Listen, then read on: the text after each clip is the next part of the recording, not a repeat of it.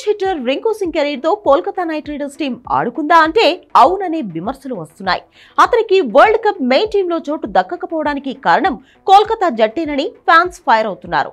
First ball నుంచే hitting కు దిగే రింకును బ్యాటింగ్ ఆర్డర్ లో మరీ వెనక్కి పంపించారు. దీంతో అతనికి కనీసం 10 బంతులు ఆడే ఛాన్స్ కూడా రావట్లేదు.